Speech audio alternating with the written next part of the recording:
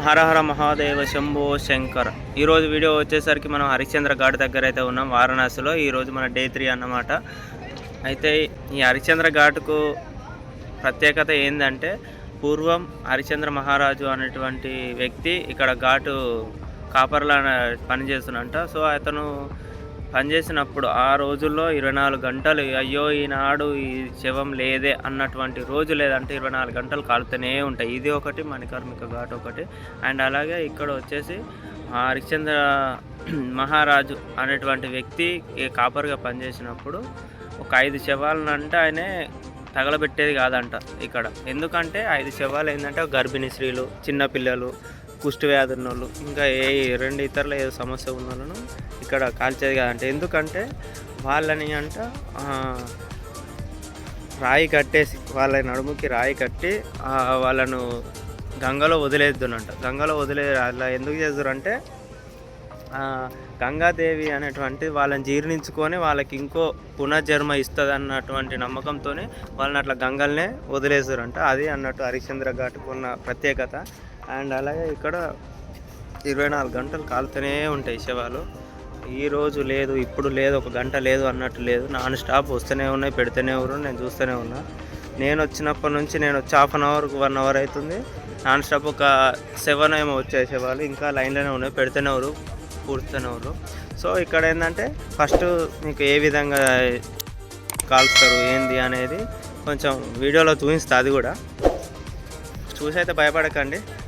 కానీ ఇక్కడ ఎట్లా అనేటువంటిది మొత్తం నేను కంప్లీట్గా మీకు చూపిస్తా ఏందనేది.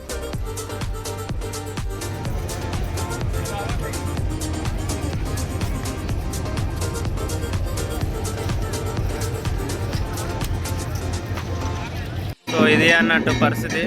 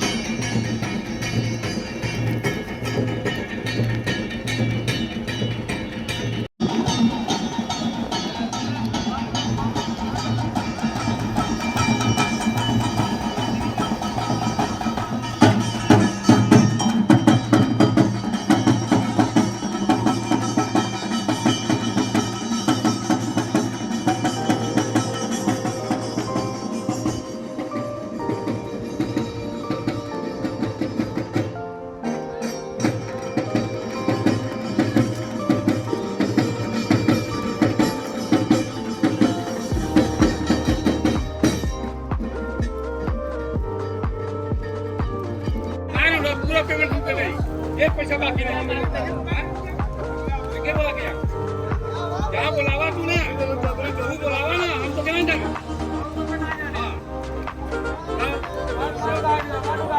उठाओ ना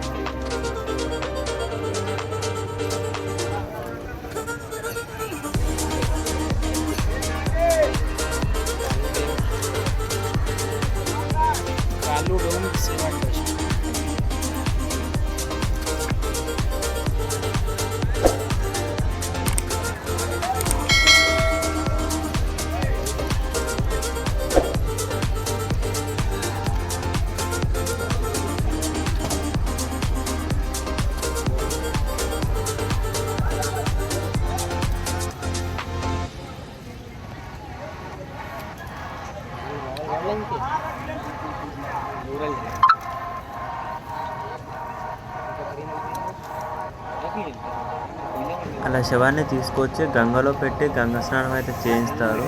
గంగ స్నానం అయిపోయాక అదే శవాన్ని తీసుకొచ్చి పాడ మీద కూర్చోబెట్టి ఇప్పుడైతే అంటించేస్తారు.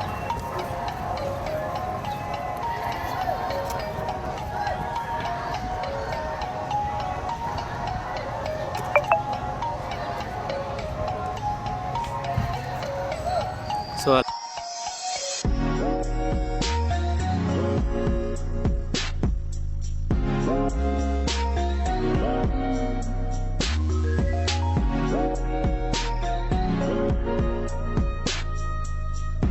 తర్వాతకి పాడ మీద పెట్టి ఇలా ఇక్కడ కాలుస్తున్నారు చూడండి. ఫస్ట్ ఇది ఇక్కడ దాని లెక్క నాకు ఇక్కడికి వచ్చి ఇదంతా చూస్తుంటే ఒకసారి బ్రహ్మానందం గారు ఒక ఇంటర్వ్యూలో ఒక మాట అంటాడు అన్నమాట. అది నాకు సడన్గా ఒకటేసారి గుర్తుకొచ్చింది. అది ఏంటిదన్న ఒకసారి బ్యాక్గ్రౌండ్లో వాయిస్ ఇస్తా, మీరు వినండి. జీవితం ఇలా బూడిదలా కరిగిపోయే క్షణాన మన తోడు తీసుకెళ్లగలిగేది గడిచిపోయిన క్షణాలే. అందుకే వీలైనంత నవ్వాలి, తనివి తీరా ఏడవాలి, గెలవాలి, ఓడాలి, పడాలి, లేవాలి, మంచో చెడో కుదిరినన్ని అనుభవాలు పోగు చేసుకోవాలి. ఎందుకంటే అనుభవాలే జ్ఞాపకాలు, జ్ఞాపకాలే కథలు, కథలే మనం. సో అర్థమైంది కదా ఫ్రెండ్స్, ఇదన్నమాట. ఇది మీకు అర్థమైన రోజు మీ జీవితం ఏందో మీకే తెలుస్తుంది.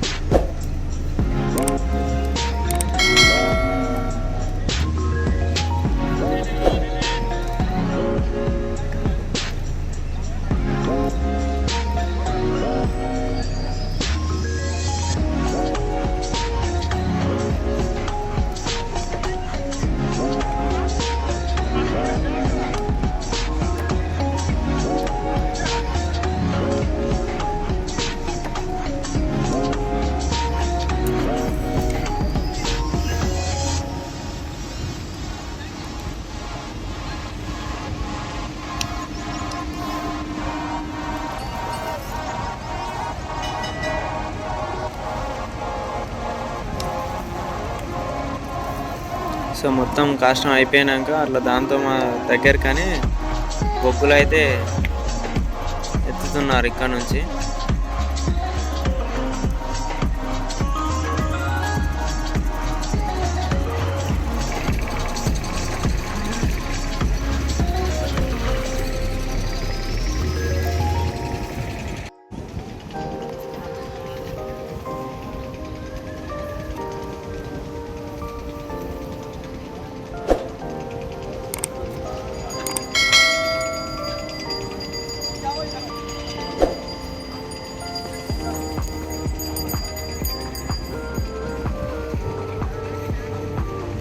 నాన్ స్టాప్ తీసుకొస్తూనే ఉంటారు, వస్తూనే ఉంటాయి. అసలు ఏ నుంచి వస్తాయో కూడా తెలియదు నాకు కూడా, కానీ మొత్తం శవాలు వస్తూనే ఉంటాయి. అక్కడ తలకే పలిగింది ఇప్పుడే.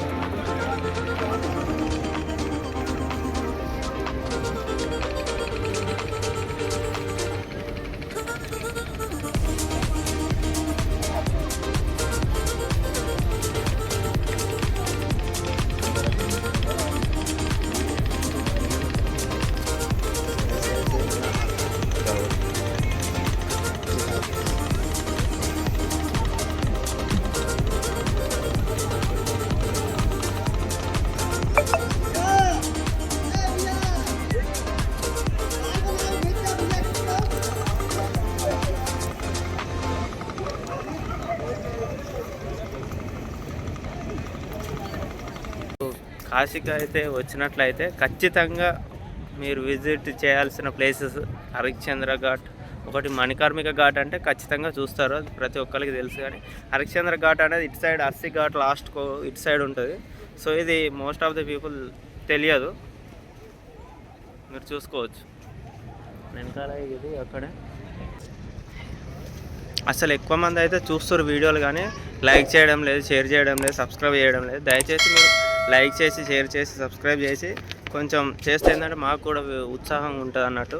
సో ఇంకా వీడియోలు తీయడానికైనా చేయడానికైనా సో మీరు చేయవలసిందల్లా ఒకటే, లైక్ చేయండి, షేర్ చేయండి. అసలు ఏ విధంగా అనిపిస్తుంది వీడియోలో, ఇంకేమైనా ఉందా, ఇంకేమైనా చేసుకోవచ్చా ఏంటి అనేటువంటి మీ అభిప్రాయాన్ని అయితే కామెంట్ రూపంలో తెలియజేయండి. ఖచ్చితంగా ఒక నిమిషం ఆగి అయినా కామెంట్ చేయండి ఏ విధంగా అనిపించిందో. So I hope you like this video, like, share and subscribe.